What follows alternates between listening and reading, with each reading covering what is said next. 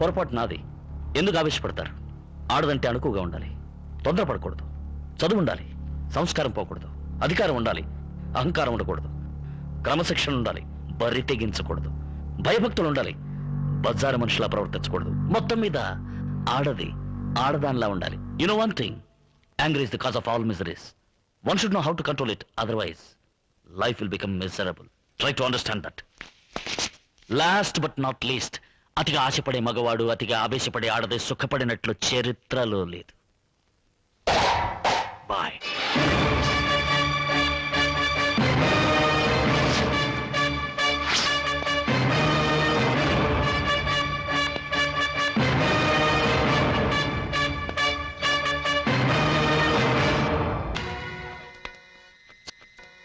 చట్టం వెంటనే శిక్షించి దేవుడు నిదానంగా శిక్షించేది ఆ కాలం.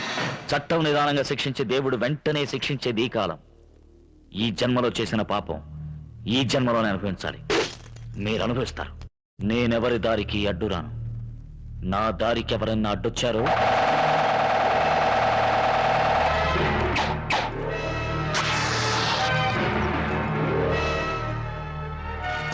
అర్థమైందిగా?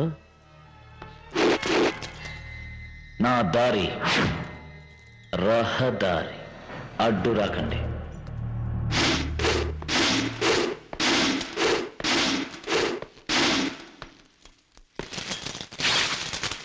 నా జన్మ విరోధనైనా నేను క్షమిస్తాను, కానీ వెంటే ఉండి వెన్నుపోటు పొడిచేవాడిని మాత్రం నేను క్షమించాను.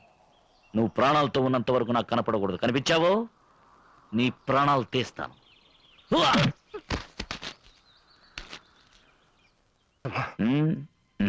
మీరు పెద్దవారు. మేమంతా పెద్దవాళ్ళమే వయసులో. అందరికన్నా విశాల హృదయం ఉన్న నువ్వు బాబు నిజమైన పెద్ద మనిషివి. నన్ను క్షమించి నరసింహ. బాబాయ్, జీవితంలో ఒకటి మాత్రం గుర్తుంచుకోండి, కష్టపడందే ఏదీ రాదు, కష్టపడకుండా వచ్చింది ఎన్నటికీ నిలవదు.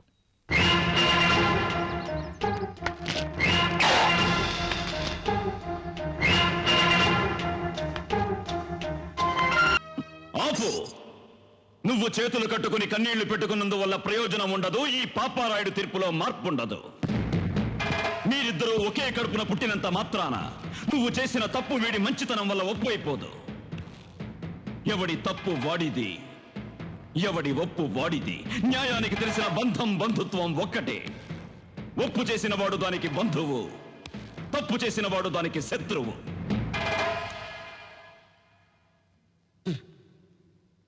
నా దృష్టిలో ఒక్కసారి తప్పు చేసిన వాడిని క్షమించడం, మరోసారి తప్పు చేయడానికి వాడికి అవకాశం ఇవ్వడం. అంతే కదా ఆచార్య గారు? అయ్యా, 100% అంతే. శభాష్. రేపు పంచాయతీలో కలుద్దాం. ఇక మీరు బయలుదేరచ్చు. రాయుడు గారు, తమరు మరొక్కసారి. నా గురించి మీ అందరికీ బాగా తెలుసు. ఈ రాయుడు చెప్పిందే చేస్తాడు, చేసేదే చెప్తాడు. అది కాదు రాయుడు గారు.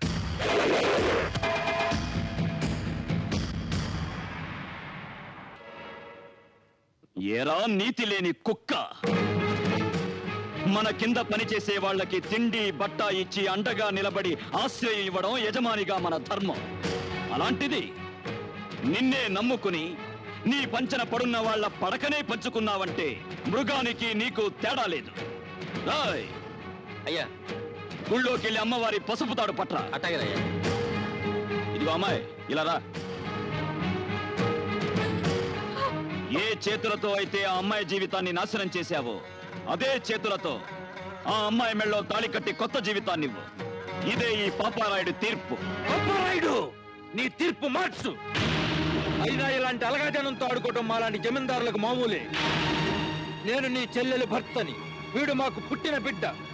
కాస్త ముందు వెనక ఆలోచించి తీర్పు ఇవ్వడం నేర్చుకో. ఆపరా, ఆపరా, ఆపరా, ఆపరా, ఆపరా.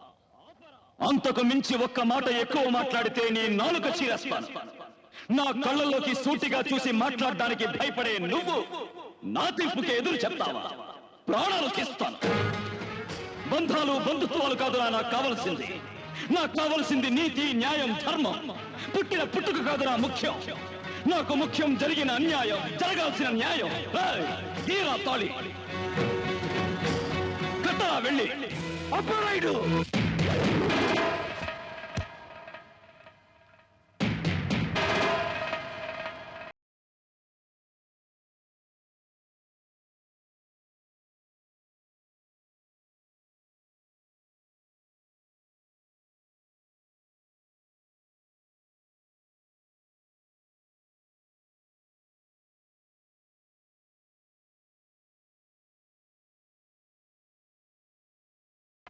ఇష్టం లేదు.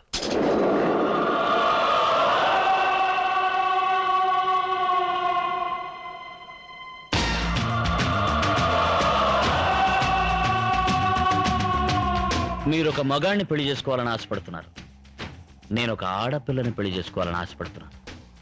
ఆ ఆడపిల్ల మీరు కాదు. ఇంకెవరినైనా నువ్వు ప్రేమిస్తున్నావా?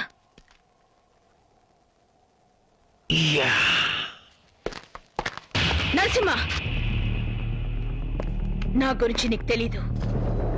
ఈ నీలాంబరి అంత తేలిగ్గా దేని మీద ఆశపడదు. ఒకవేళ ఆశపడితే అది సాధించకుండా వదలదు.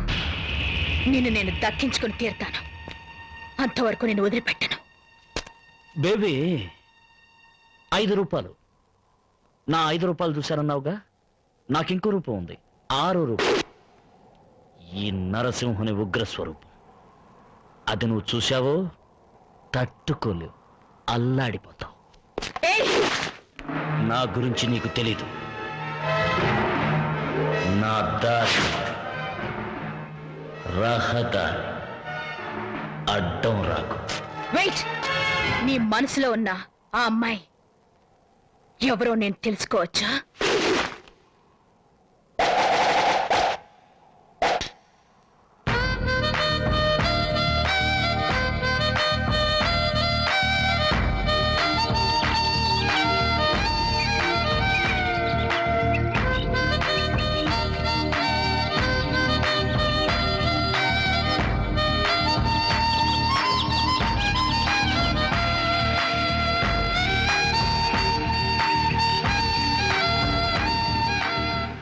అబ్బా ఒట్టురా, ఆ అమ్మాయిని నిజంగానే ప్రేమిస్తున్నాడు రా.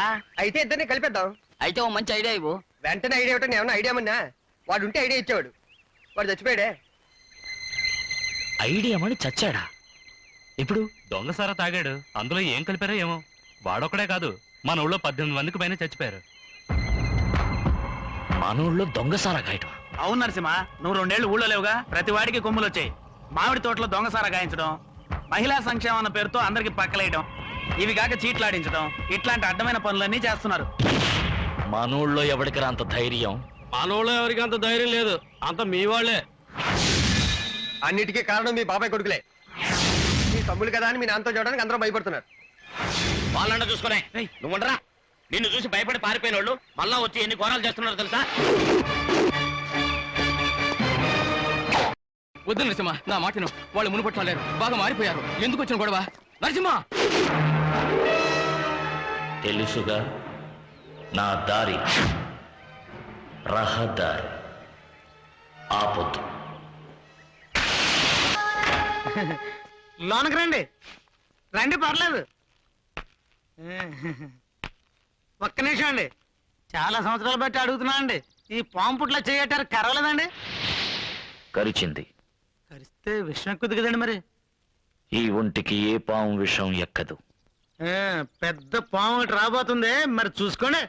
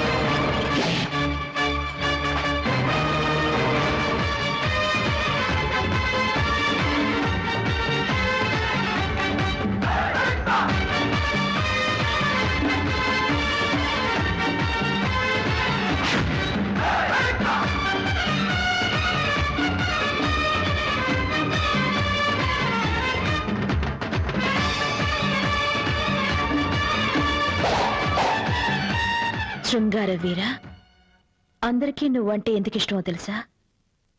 వయసైనా నీ స్టైలు అందం ఇంకా నిన్ను వదిలిపోలే. Thank you. పుట్టుకతో వచ్చింది ఎన్నటికీ పోదు.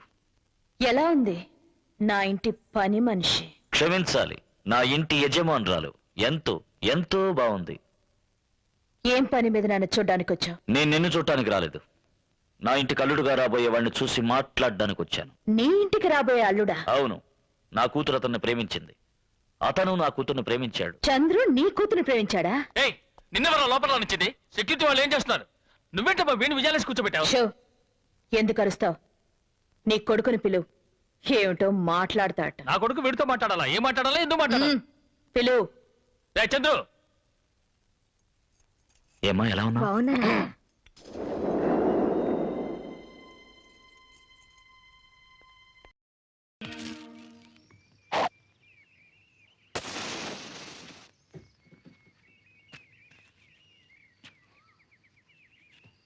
పెదరాయుడు, మన ఇనపెట్లో మీ అమ్మది 500 తులాల బంగారం ఉంది. దాన్ని నా తోడబుట్టిన దానికి ఇచ్చే. చూడమ్మా, రామాపురంలో నాకు 700 ఎకరాల కొబ్బరి తోట ఉంది. అది నీకు రాసిస్తాను. అలాగే కోదాడ పక్కనున్న 200 ఎకరాల సాగు భూమి కూడా నీ పేరులో రాస్తాను. నువ్వు కావాలంటే నాకున్న యావదాస్తిని నీకు ధారాదత్తం చేస్తాను. అంతేకాని మేము తరతరాలుగా నమ్ముకున్న నీతిని న్యాయాన్ని ఎవరి కోసం వదలను. అది కాదన్నయ్య.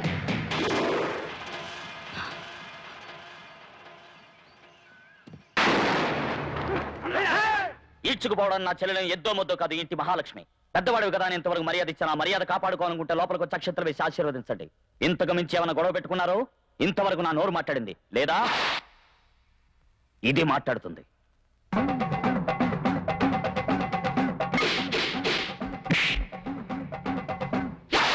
నా చెల్లెలికి ఈ పెళ్లి కొడుకుతోని వివాహం జరిగి తీరాలని దేవుడు శాసించాడు. అరుణాచలం పాటిస్తాడు.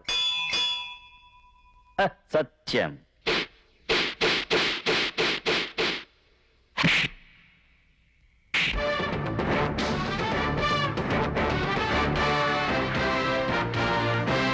ఈ గీటు దాటి ఎవడైనా లోపలికి వచ్చాడంటే గుండెలు తోడేస్తాను.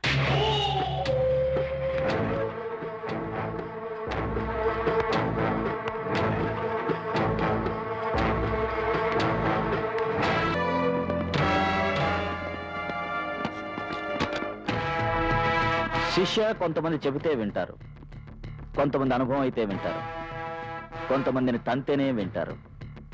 మీ నలుగురిని తంతేనే వింటారని దేవుడు శాసించాడు. అరుణాచలం పాటిస్తాడు. సత్యం.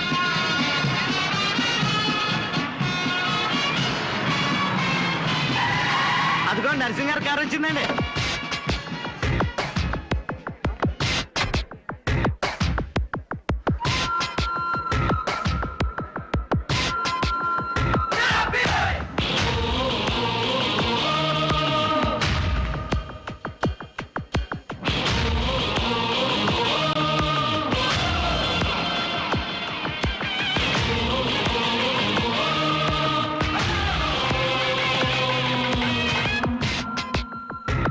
మీరు మాత్రం లోపలికి వెళ్ళకూడదు.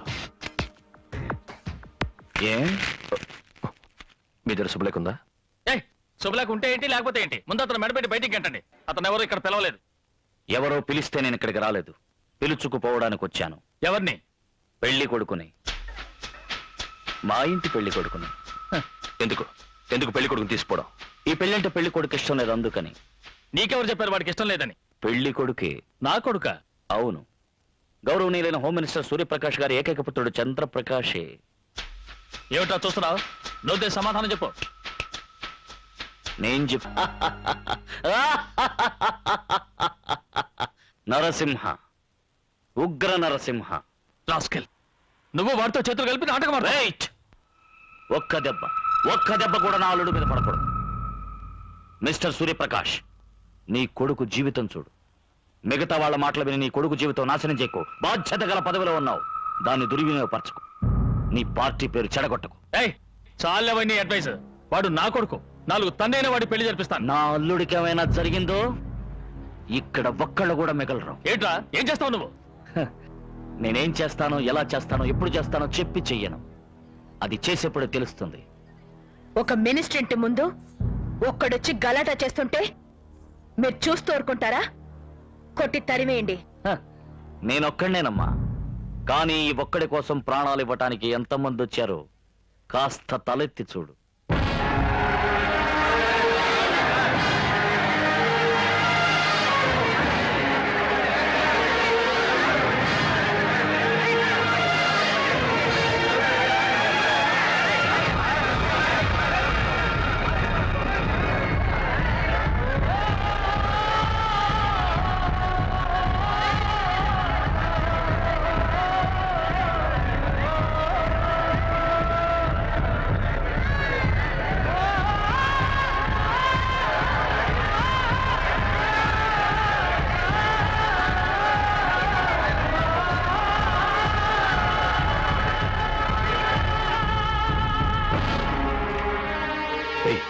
సార్, ఇంతమంది జన సిటీలోకి ఎలా వచ్చారు? రైతు మహాసభలకు పర్మిషన్ తీసుకున్నారు సార్. సడన్ గా లోపలికి వచ్చారు సార్. స్టూపిడ్. చూసావా ఈ నరసింహ ప్రజావాహిని? ఇది ఒట్టి ట్రయల్దేనమ్మా. మెయిన్ పిక్చర్ నువ్వు ఇంకా చూడలేదు. చూసావు, అదిరిపోతావు. నీకున్నది రాజకీయ బలం, నాకున్నది ప్రజాబలం. మీరంతా పోలీసుల శక్తితో బతుకుతున్నారు, నేను ప్రజాశక్తితో బతుకుతున్నాను. ఈ శక్తి ముందు నీ శక్తి జుజూపి. చూద్దుగానే నీ శక్తి గొప్పదో నా శక్తి గొప్పదో. ఏంటో చూస్తుంటారు, కాల్చి పారేయండి. ఏయ్, ఎంతమంది కలుస్తారు నువ్వు? ఆ? ఎంతమంది కలుస్తావు? నీ దగ్గర ఎంతమంది పోలీసు వాళ్ళు ఉన్నారు? వాళ్ళ చేతుల్లో ఎన్ని తుపాకులు ఉన్నాయి, అందులో ఎన్ని తోటాలు ఉన్నాయి, వాళ్ళు ఎంతమందిని చంపగలరు? చిన్న నోట్లకే చెప్పు. చూడు రేయ్, నువ్వు ఎంతమందిని చంపినా మిగిలిన వాళ్ళు నిన్ను చట్నీ చేసేస్తారా? మర్యాదగా మీరు ఈ పక్కకు వచ్చేయండి, లేదా మీ ప్రాణం కూడా పోతుంది. మామగారిని కూడా చూడను. నీలాంటి మనసు లేని మనిషికి మామగా ఉండే కంటే ఇలాంటి మంచి మనిషికి జీవితాంతం కాలు చెప్పుకొని చావడం మంచిదిరా. అలా పోయే ప్రాణం ఎప్పుడైనా పోద్ది. ఇలాంటి మంచి ప్రేమికులు కలిపిన తుత్తన్న మిగులుతుందిరా. చంపండిరా, చంపండిరా. చూస్తారంటారా? కాలు చంపలే. కమాన్ ఐజీ గారు, షూటింగ్ ఆర్డర్ ఇవ్వండి. నలుగురిని కాలిస్తే కుక్కలన్నీ పారిపోతాయి. రేయ్, మొరిగే కుక్కలో పారిపోయే కుక్కలో మీ పక్క. రాజకీయాల్లో మా పక్కన ఉన్నదల్లా విశ్వాసం గల కుక్కలు. మా నరసింహం ఒక్క మాట అంటే చాలు, ఊరికే మొరగం, కొరికి పారేస్తాం. మా వాడిని రెచ్చగొట్టాలని చూడకండి. అలా రెచ్చగొట్టారు మిమ్మల్ని అడ్రస్ లేకుండా చేసేస్తాం. ఏమంటారు? ఏమిటండి చూస్తుంటారు? నేను హోమ్ మినిస్టర్ చెప్తున్నాను, చూద్దాం. ఏం సార్ అంత తెలియక అంటున్నారు? It's law and order problem. అది చూడండి, అసలు ప్రెస్ వాళ్ళు ఇక్కడ జరిగిందంతా రాసుకుంటున్నారు. కావాలంటే వాళ్ళని లోపలికి రానివ్వకుండా ఆపి మీకు సెక్యూరిటీ ఇవ్వగలుగుతాం, అంతే సార్. రేపు ఏదైనా జరిగితే సీఎంకి నేను సమాధానం చెప్పలేండి సార్. ఓపెన్ చేయండి. మీరు మీ అబ్బాయిని ఒప్పించి ఎలాగైనా తాళి కట్టి ఏర్పాటు చేయండి. ఏంటే ఒప్పించమంటున్నావా? పెళ్లి కొడుక్కి చేసుకోవడం ఇష్టం లేదని తెలిసిన తర్వాత కూడా తాళి కట్టించాలనుకుంటున్నావా? మేమన్నా వేడుక చూసి 5వ 10వ చదివించడానికి వచ్చాం. పోలీసోడు కదా అని చూస్తున్నాం, లేదా ఉతికి పారేసి ఉండవడం. చెప్పనయ్యా. మా అన్నయ్య నవ్వు ఒకటి చాలు, సైలెంట్ గా పెళ్లి కొడుకుని పంపించాయి. తాళి కట్టాల్సిన పెళ్లి కొడుకు మీ మామగారు బావమర్దులు మీకు వ్యతిరేకంగా ఉన్నారు. ఇది మీ ఫ్యామిలీ కూడా సార్. దయచేసి రాజకీయం చేయకండి please sir.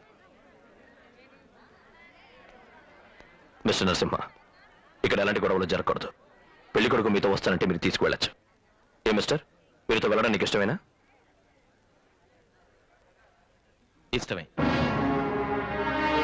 Mister Narasimha, you're right. All the best. Thank you sir. Good luck. ఈ రండి పోలీసు. నమస్కారం అండి. తాళి కట్టే సమయంలో నా కూతుర్ని మోసం చేసి నువ్వు వాడిన నాటకం ఇప్పుడు నీకు జ్ఞాపకం వచ్చిందనుకుంటాను. ఒకసారి నువ్వు గెలిచావు, అది మంచిదైంది. నేను మేలుకున్నాను. ఇప్పుడైనా నీకు అర్థమైందనుకుంటాను. నా దారి రహదారి. Better don't come in my way.